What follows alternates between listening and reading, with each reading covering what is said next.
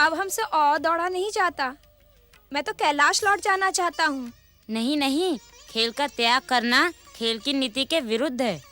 जब शरीर ही साथ नहीं दे रहा हो तो नीति का क्या करे? वे दोनों तो दिव्य शक्ति संपन्न है, हम उन्हें कैसे पकड़ सकते हैं? चलो चलो इस ओर देखते हैं। चलो चलो, चलो चलो।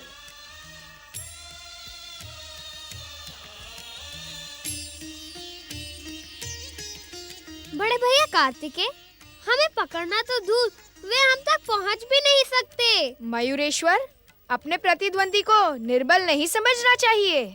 अर्थात उन्हें छकाने का हमें और कोई प्रयास करना चाहिए। अवश्य, विजय प्राप्त करने के लिए अपने प्रतिद्वंदी को छकाना नीति सम्मत है। मयूरेश्वर, असफलता केवल यही सिद्ध करती है कि सफलता का कार्य पूरे मन से नहीं किया गया है। प्रश्न सफलता और असफलता का नहीं है बड़े भैया। तो प्रश्न किसका है? प्रश्न तो अपने साथियों पर दया का है। दया का? हाँ बड़े भैया, हम दोनों दिव्य शक्ति संपन्न हैं। बेचारे शिवगणों के बालक तो साधारण है। क्या अपनी शक्तियों का प्रयोग उनके विरुद्ध अन्याय नहीं होगा? परंतु मयूरेश्वर, हम तो उनके साथ साधारण बालकों के समान ही खेल रहे हैं। महादेव शिव और महादेवी शिवा के पुत्र साधारण में भी असाधारण ही रहेंगे। अर्थात हमें उनको न छकाकर उनकी यही प्रतीक्षा करनी चाहिए। बड़े भैया, यदि हम प्रतीक्षा करने लगेंगे तो वे हमें पकड़ लेंगे और हमारी असफलता यही सिद्ध करेगी कि हमने सफलता का प्रयास ही नहीं किया। तुम उचित कह रहे हो मयूरेश्वर। हम दोनों उस पेड़ के पीछे छिप जाते हैं। जब वे लोग हमारे समीप आएंगे तब हम उन्हें छकाने का और कोई उपाय सोच लेंगे। चलो। यदि ऐसी बात है तो हम बिना दूसरा तीसरा उपाय सोचे उन दोनों को पकड़कर ही रहेंगे। बड़े भैया कार्तिकेय को भले ही हम पकड़ ना पाए, परंतु श्री गणेश अपनी दिव्य शक्तियों का प्रयोग न करे तो हम श्री गणेश को अवश्य ही पकड़ पाएंगे। श्री गणेश को क्यों? क्योंकि वे गजमुख हैं। इतना स्थूल काय उनका शरीर है। हमारे समान वो थोड़ी ही दौड़ पाएंगे। चलो।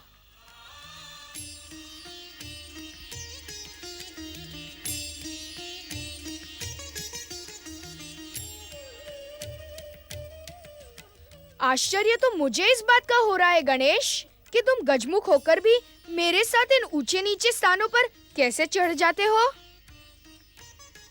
बड़े भैया कार्तिकेय, अब हम क्या करें? क्या इनका पीछा करें? तुम बहुत चतुर हो गणेश। तुमने मेरे प्रश्न का उत्तर नहीं दिया। चलो भैया, पहले हम इनका पीछा करके इन्हें पकड़ते हैं, फिर आपके प्रश्न का उत्तर दे देंगे। ठीक है, चलो। बड़े भैया कार्तिकेय और मयूरेश्वर हमें कहीं दिखाई नहीं दे रहे, इसलिए आगे जाना उचित नहीं है। क्यों?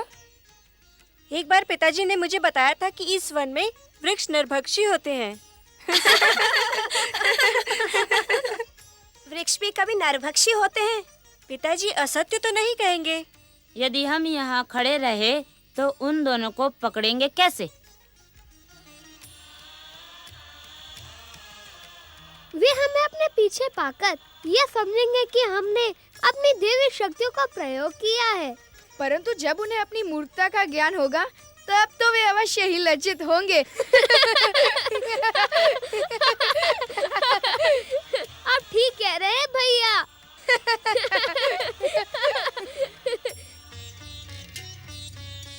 स्वामी, कहीं ये बालक श्री गणेश तो नहीं है? हाँ हाँ देवी, इस संसार में गणेश के अतिरिक्त गजमुख बालक और कौन हो सकता है? तो आइए ना स्वामी, हम इन्हें रोककर इनका आदर सत्कार करते हैं। नहीं देवी अहिल्या, इनकी बाल लीलाओं में बाधा डालना उचित नहीं होगा। परंतु स्वामी, हमें इनके दर्शनों से महान पुण्य प्राप्त होगा। देवी, इस समय हम स्नान का संकल्प लेकर आश्रम से निकले हैं। स्नान के पश्चात यदि हमें यहाँ मिले तो हम इन्हें अवश्य आमंत्रित करेंगे। स्वामी, ऐसा सौभाग्य हमें बार बार प्राप्त नहीं होगा। मैं जानता हूँ देवी, किंतु इस समय हम जिस उद्देश्य से निकले हैं उस उद्देश्य को पहले पूर्ण करते हैं। और वैसे भी इस समय तो ये यहाँ खेल रहे हैं, हमारे रोकने से इन्हें कष्ट होगा। आओ देवी, पहले स्नान करते हैं। चलिए। नारायण नारायण नारायण, श्रीमन नारायण नारायण नारायण।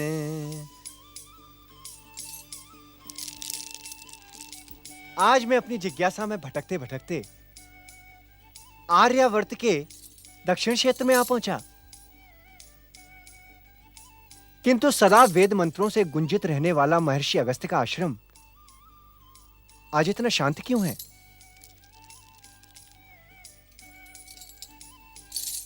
नारायण नारायण। ऐसा प्रतीत होता है कि महर्षि अगस्त्य चिंतामग्न है। नारद, अब तो तुम्हें महर्षि अगस्त्य के दर्शन करने ही होंगे। नारायण नारायण।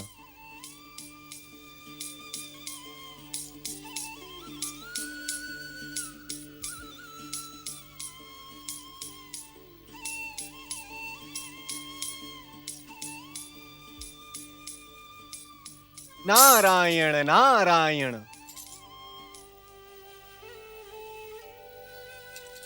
देवर्षि आप? महर्षि, श्री शैल पर्वत पर स्थित आपके आश्रम की कीर्ति संपूर्ण पृथ्वी लोक में विख्यात है, किंतु आज मैं ये क्या देख रहा हूं कि इस आश्रम में ना तो वेद मंत्रों की गूंज सुनाई दे रही है और ना ही हवन यज्ञ आदि हो रहे हैं। देवर्षि, आप उचित समय पर पधारे हैं। इस समय मुझे आपके परामर्श की आवश्यकता है। मेरा परामर्श महर्षि? देवर्षि, आप तो जानते ही हैं, मेरे आराध्य देव भगवान भोलेनाथ ने अपने पुत्र कुमार कार्तिकेय को दक्षिण में शिव भक्ति के प्रचार प्रसार के लिए मुझे सौंपा था। परंतु क्या महर्षि? अग्रपूज्य श्री गणेश स्वयं प्रकट होकर अपने बड़े भाई कुमार कार्तिकेय को कैलाश लौटा ले गए। उनके जाने के पश्चात यह आश्रम ही नहीं, यहां का सारा वातावरण उदास है। नारायण नारायण। आप सत्य कह रहे हैं महर्षि। कुमार के यहां से जाने के पश्चात इस आश्रम की दयनीय स्थिति स्पष्ट दिखाई पड़ रही है। देवर्षि, पिछले कुछ दिनों से मैं कैलाश जाने के लिए विचार कर रहा हूं, परंतु मैं कुछ निर्णय नहीं कर पा रहा। मेरा कैलाश जाना उचित भी होगा या नहीं? नारायण नारायण। ऋषिवर, आप तो ज्ञान के सागर हैं, बुद्धि के स्वामी हैं। इस समय मेरी बुद्धि और ज्ञान भ्रमित हो चुके हैं देवर्षि। आप ही मेरा मार्गदर्शन करें। ऋषिवर, यदि आप मुझसे पूछ रहे हैं तो मेरे विचार से इस समय आपका कैलाश जाना अनुचित होगा। ये आप क्या कह रहे हैं देवर्षि? नारायण नारायण। ऋषिवर, यदि इस समय आप कैलाश पहुंचे तो गुरु आज्ञा का सम्मान करने वाले कुमार कार्तिकेय आपके साथ आश्रम वापस चले आएंगे। तो मैं उन्हें लौटाने के लिए तो जा रहा हूं। महर्षि, इस समय कैलाश का वातावरण मयूरेश्वर श्री गणेश और कुमार कार्तिकेय की बाल लीलाओं से आनंदित है। यदि कुमार आपके साथ वापस चले आएं, तो उन दोनों की बाल लीलाओं में बाधा उत्पन्न होगी, जो कि अनुचित होगा। तो मैं क्या करूं देवर्षि?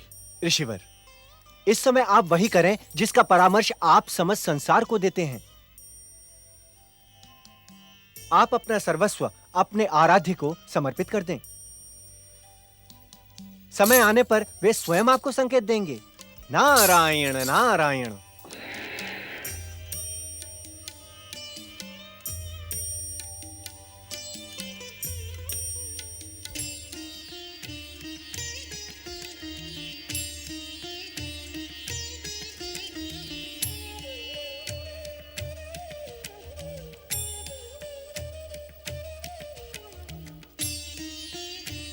पकड़ लिया। बड़े भैया, क्या बाप भी श्री गणेश के समान दिव्य शक्तियों का प्रयोग करने लगे हैं? हमने कब दिव्य शक्तियों का प्रयोग किया? हम आपके पीछे दौड़ रहे थे और आप दोनों अदृश्य होकर हमारे पीछे आ गए। अदृश्य होकर नहीं, हम तो खेल खेल में ही तुम्हारे पीछे आ गए। खेल खेल में कोई कैसे पीछे आ सकता है? यदि आप वहाँ होते तो हमें दिखाई न पड़ते। जब तुम देखना ही नहीं चाहोगे तो हम दिखाई कैसे पड़ेंगे? अर्थात हम तुम्हारे मार्ग में एक मिट्टी के टीले के पीछे छुपे खड़े थे। तुम हमें बिना देखे ही आगे निकल गए। हमने पीछे से आकर तुम्हें पकड़ लिया। परंतु ये तो खेल के नियमों के विरुद्ध है। क्यों? पकड़ने वाले यदि पकड़े जाए तो ये खेल नियमों का विरोध नहीं होगा। भैया, अब आप ही बताएं कि इनको पकड़ने से क्या नियमों का विरोध हुआ?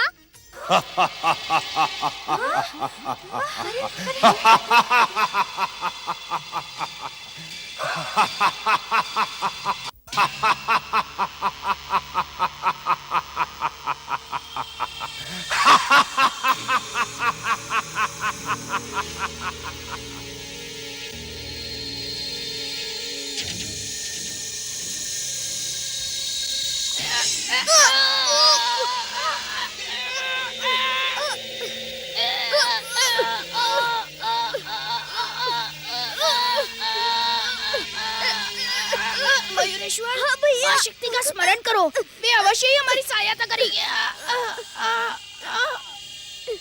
जय माता पार्वती, जय माता शक्ति, जय माता की।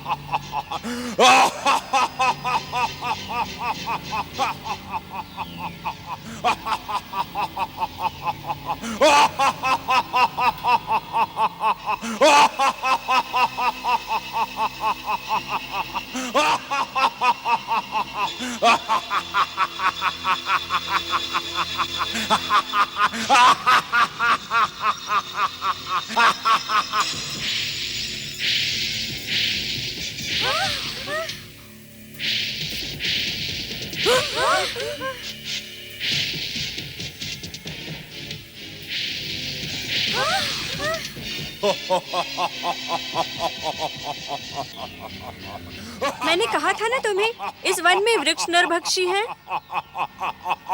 मयूरेश्वर, अब हमें लौट जाना चाहिए। यहाँ रुकना उचित नहीं होगा। नहीं बड़े भैया, दुष्टता करने वाले को दंडित करना मेरा कर्तव्य है और मैं अपने कर्तव्य से मुंह नहीं मोड़ सकता।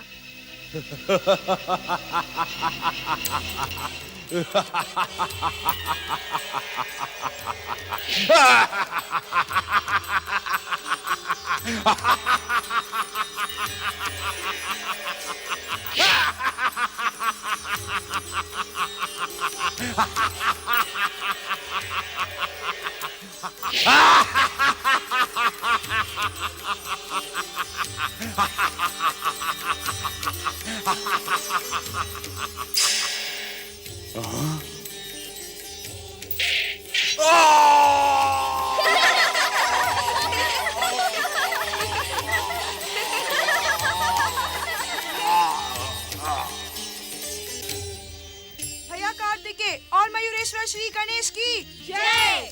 भैया कार्तिकेय और मयूरेश्वर श्री गणेश की जय।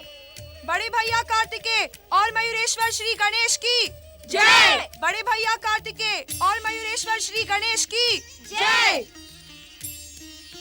मयूरेश्वर, अब हमें लौट जाना चाहिए। माता हमारी चिंता कर रही होंगी। ना भैया ना, मैं अभी नहीं लौट सकता। क्यों? इस दुष्ट वृक्ष राक्षस से युद्ध करके मैं बहुत थक गया हूँ और भूख से तड़प रहा हूँ। क्या तुम्हें भूख नहीं लग रही बाल सखाओ? हाँ हाँ मयूरेश्वर, हमें भी बहुत भूख लगी है। पर इस वन में भोजन का प्रबंध कहाँ से होगा? मन में आशा हो तो भगवान भी मिल जाते हैं। फिर भोजन का क्या है? आसपास कहीं ना कहीं भोजन का प्रबंध हो ही जाएगा। देखो, उस आश्रम में हमारे भोजन का प्रबंध अवश्य हो जाएगा। नहीं नहीं मयूरेश्वर, ऐसे ही किसी के आश्रम में प्रवेश करना उचित नहीं होगा। आश्रम और ऋषि का कर्तव्य तो संसार का कल्याण करना ही है। इस समय इस आश्रम के ऋषिवर हमारी भूख का कल्याण अवश्य करेंगे। कैलाश पहुंचकर भी तो भोजन किया जा सकता है। वैसे ही हमें विलंब हो चुका है। विलंब की चिंता छोड़ो बड़े भैया, पहले पेट पूजा करो। भूखे रहना अब मेरे लिए संभव नहीं है। आओ तुम भी चलो। नहीं नहीं, मैं नहीं आऊंगा, मैं जा रहा हूँ। आओ साथियों।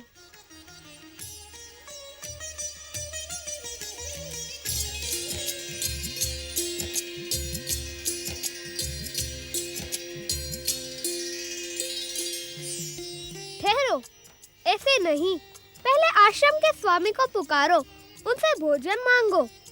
उनकी आज्ञा पर ही आश्रम में प्रवेश करो। आश्रम के स्वामी ऋषिवर हमें भोजन दे। अब हम क्या करें मयूरेश्वर? हमने आश्रम के स्वामी को पुकारा, हमारा कर्तव्य पूर्ण हुआ। अब आश्रम के भीतर चलो और भोजन ग्रहण करो।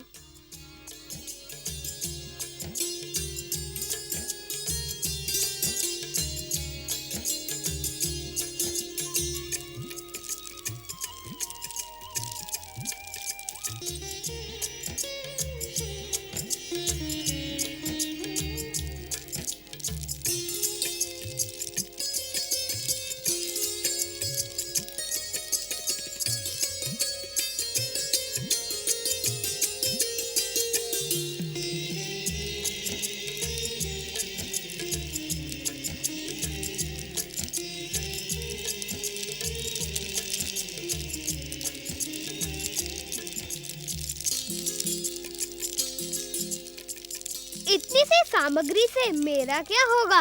तुम सब भी तो हो। यहाँ इतना ही है, हमें इसी से संतोष करना पड़ेगा। संतोष मैं करूं अथवा तुम सब? हम सभी संतोष करेंगे। नहीं, ऐसे भोजन से क्या लाभ जिससे न भूख शांत हो न आनंद आए। जाओ इधर उधर ढूंढो, कुछ न कुछ तो मिल ही जाएगा।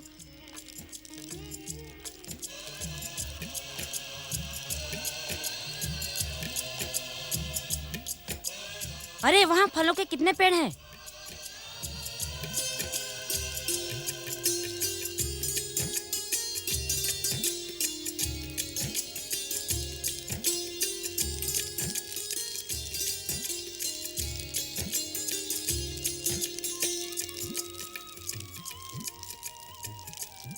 अब तुम सब भी खाओ।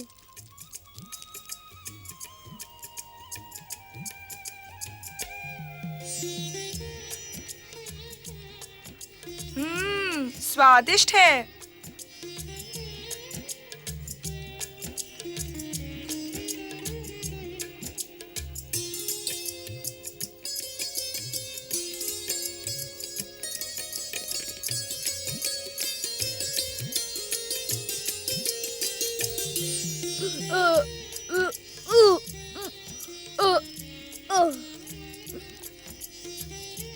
देवी अहिल्या, शीघ्र चलो, पूजा का समय हो गया है।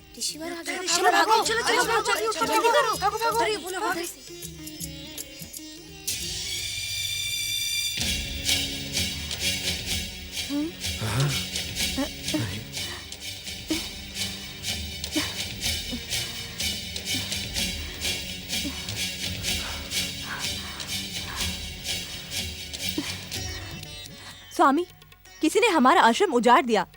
लगता है कई सारे जंगली पशु यहाँ घुस आए थे। नहीं देवी अहिल्या, ये कार्य किसी पशु का नहीं है।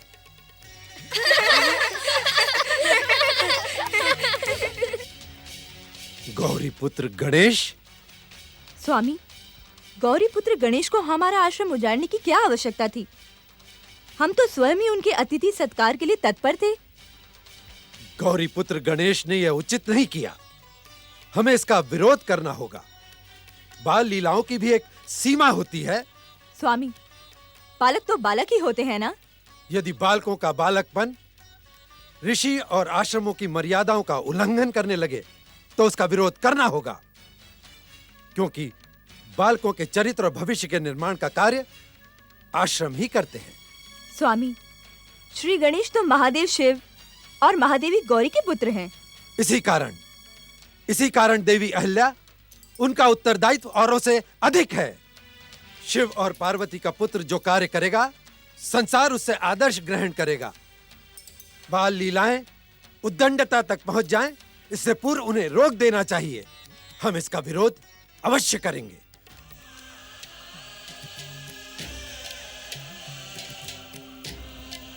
प्रणाम पिताश्री, प्रणाम माताश्री। मयूरेश्वर को कहाँ छोड़ाए कार्तिकेय?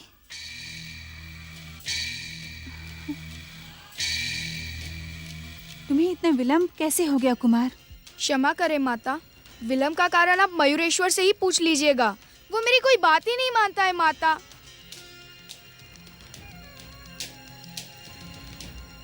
देवी पार्वती, कुमार के व्यवहार से ऐसा प्रतीत होता है कि दोनों भाइयों में मनमुटाव हो गया है।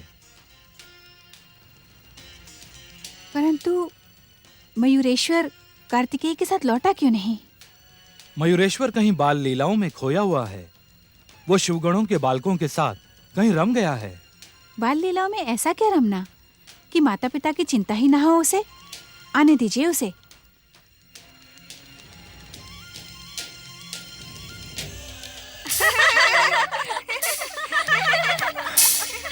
स्वामी, गौरी पुत्र गणेश साक्षात महागणेश के अवतार हैं। इसीलिए उनकी बाल लीलाएं भी चमत्कारी हैं। और हो सकता है कि हमारा उजड़ा हुआ आश्रम पहले जैसा हो गया हो। ये प्रश्न उजड़ने और संवरने का नहीं है देवी अहिल्या, ये प्रश्न है मर्यादा का। ये भी तो हो सकता है स्वामी कि बालकों को भूख लगी हो और हमें आश्रम में न पाकर उन्होंने स्वयं ही भोजन सामग्री ढूंढकर खा ली हो। योगेश्वर और यज्ञेश्वर भगवान शिव का पुत्र क्या अपनी भूख पर नियंत्रण नहीं रख सकता? ऐसा कार्य मनुष्य नहीं करते, राक्षस करते हैं। और हमें तो कभी राक्षसों ने भी इतना नहीं सताया। हम कहाँ जा रहे हैं? कैलाश, मयूरेश्वर श्री गणेश की उद्दंडता को महादेव से अवगत करवाने।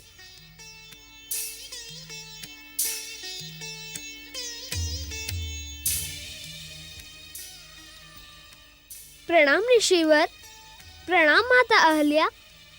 आप शिव पार्वती के पुत्र श्री गणेश है ना? आपने ऐसा क्यों किया? देखिए, मुनिवर कितने क्रोधित हो रहे हैं। माता, न तो मैं आपको अपना परिचय दे सकता हूँ और न ही मैं आपको आपके प्रश्न का उत्तर दे सकता हूँ। क्या आपको एक ऋषि के क्रोध की तनिक भी चिंता नहीं है? चिंता के कारण ही तो यहाँ पर रुका हूँ माता, परंतु ऋषिवर का क्रोध यहाँ शांत नहीं होगा। तो कहाँ शांत होगा? वहीं पहुँचकर जहाँ जाने के लिए आप दोनों आश्रम से निकले थे। प्रणाम। देवी पार्वती, आश्चर्य है, मयूरेश्वर अब तक अपने बाल सखाओं के साथ कैलाश क्यों नहीं लौटे? अब तुम ही बताओ, हम गौतम ऋषि को कैसे संतुष्ट करें? मयूरेश्वर ने गौतम ऋषि के आश्रम में उत्पात मचाकर भयानक भूल की है। उसने हमारा पुत्र होने के नाते हमारा नाम अप्रतिष्ठित किया है। उसे इस भूल का दंड अवश्य मिलेगा। आने दीजिए उसे। नहीं नहीं देवी पार्वती, हम गणेश को दंडित करवाना नहीं चाहते। वे हमारे पूज्य हैं, हमारे आदर के अधिकारी हैं। यदि आप उन्हें दंडित करेंगी तो उसका पाप हमारे मस्तक पर होगा। यज्ञेश्वर शिव और यज्ञेश्वरी शिवा का पुत्र तो संसार के लिए एक आदर्श है। यदि वो इस प्रकार की उद्दंडता और उत्पात का कार्य करेगा तो संसार में कौन उनसे शिक्षा प्राप्त करेगा? मेरी आपसे एक विनती है महादेव कि आप मयूरेश्वर को समझाएं। ऋषिवर उचित कह रहे हैं देवी पार्वती। आप मयूरेश्वर को दंडित करने का विचार त्याग दें। हम स्वयं उन्हें सावधान कर देंगे कि भविष्य में ऐसी भूल कदापि न हो। महादेवी, मयूरेश्वर ने प्रथम बार ऐसा उत्पात किया है। इस बार उन्हें क्षमादान मिलना ही चाहिए। ऋषिवर, मैं जानती हूँ क्षमा ऋषियों का आभूषण है, परंतु मयूरेश्वर की आयु के बालक क्षमा का अनुचित लाभ उठाते हैं। जिसे संसार में अग्र पूजा का स्थान प्राप्त हो, उसके कार्यों से किसी को कष्ट नहीं होना चाहिए। माता, तो क्या आप वास्तव में मयूरेश्वर को दंडित करेंगी? बालक के उज्जवल भविष्य के लिए ही माता पिता उसे दंडित करते हैं। आप निश्चिंत रहें ऋषिवर, भविष्य में मयूरेश्वर ऐसी भूल नहीं करेगा। जगत माता पार्वती जो भी करेंगी उसी में जगत का कल्याण है। अच्छा, अब आप हमें आज्ञा दीजिए। सांब सदाशिव की जय हो।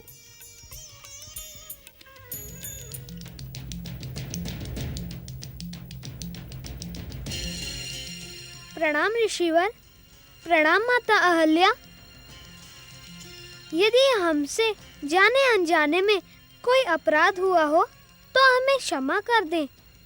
हे प्रिय अग्रपूज्य मयूरेश्वर, आपने क्षमा याचना करके अपने सारे जाने और अनजाने में किए अपराधों से मुक्ति प्राप्त कर ली है। यशस्वी भव।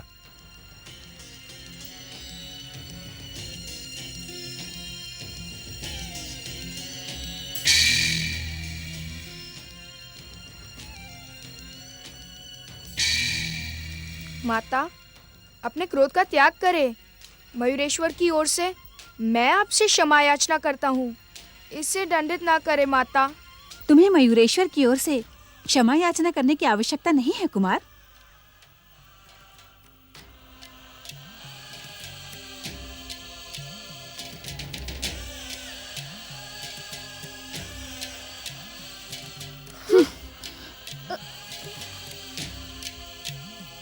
जब मयूरेश्वर ने गौतम ऋषि के आश्रम में उत्पात मचाया था तो तुम सब ने उसे क्यों नहीं रोका?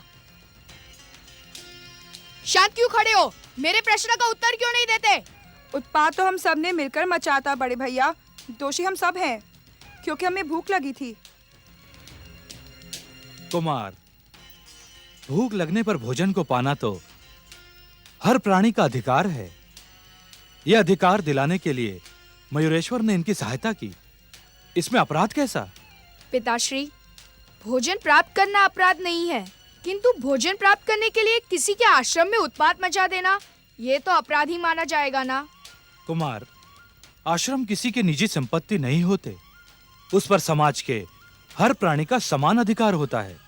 किंतु मनुष्य लोक में हर दिन एक नई परंपरा जन्म लेती है, जिसके कारण आज ऋषि मुनि भी इन आश्रमों को अपनी निजी संपत्ति समझने लगे हैं।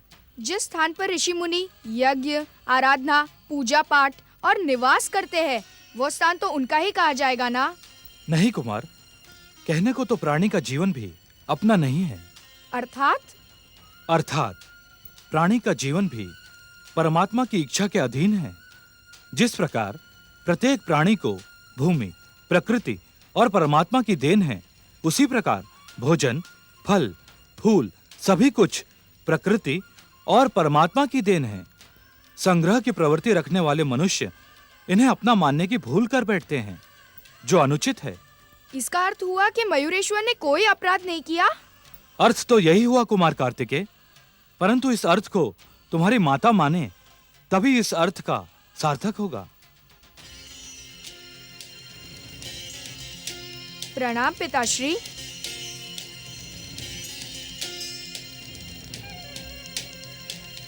चलो मेरे साथ।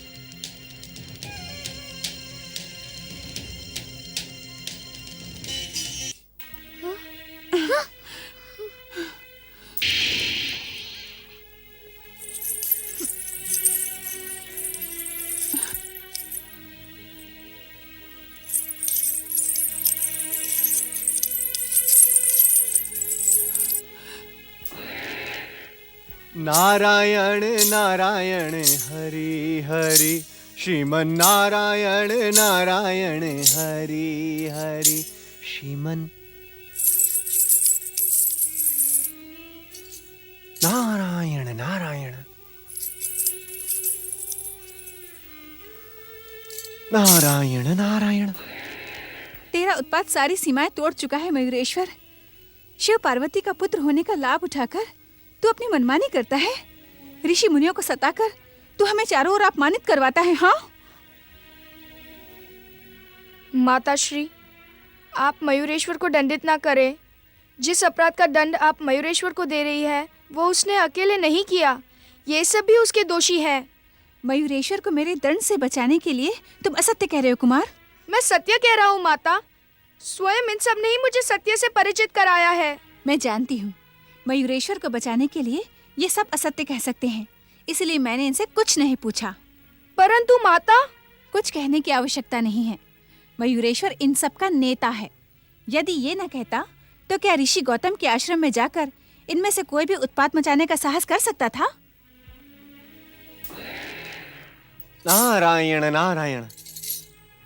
अग्र पूज्य मयूरेश्वर को इस प्रकार दंडित ना करें माता, इसका परिणाम अनर्थकारी हो सकता है। तुम बिना बुलाए यहाँ क्यों प्रकट हो गए नारद? मैंने तो तुम्हें आमंत्रित नहीं किया। तुम मुझे किसी परिणाम का भय न दिखाओ। अपराधी पुत्र को दंडित करना माता का कर्तव्य होता है। शांत हो जाए माता, कृपया शांत हो जाएं। मैंने कहा ना देवऋषि, आप माता और पुत्र के मध्य ना आए। एक बात कहूँ माता, आप मुझ पर क्रोध तो नहीं करेंगी ना? मैं तुम्हारी चतुराई जानती हूँ मयूरेश्वर, परंतु आज तुम्हारी किसी भी बात से मेरा क्रोध शांत नहीं होगा। कोई तुम्हारे नाम का उल्हाना लेकर कैलाश आए, ये मुझे प्रिय नहीं। मेरी बात सुन तो ले माता। कहो, क्या कहना चाहते हो? आप मुझे इसी कारण इतना कठोर दंड दे रही हैं ना, क्योंकि मैं आपका अपना पुत्र नहीं हूँ।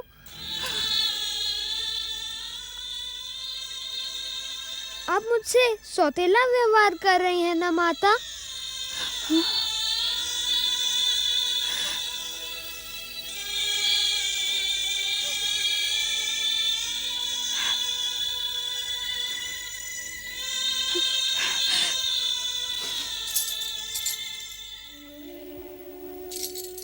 नारायण नारायण।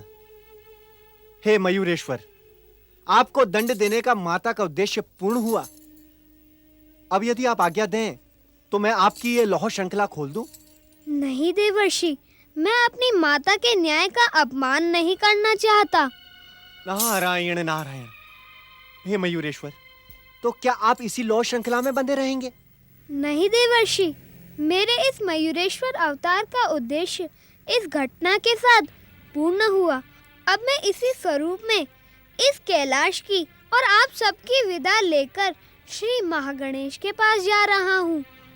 ओम श्री महागणेशाय नमः। ओम श्री महागणेशाय नमः। ओम श्री महागणेशाय नमः। ओम श्री महागणेशाय नमः।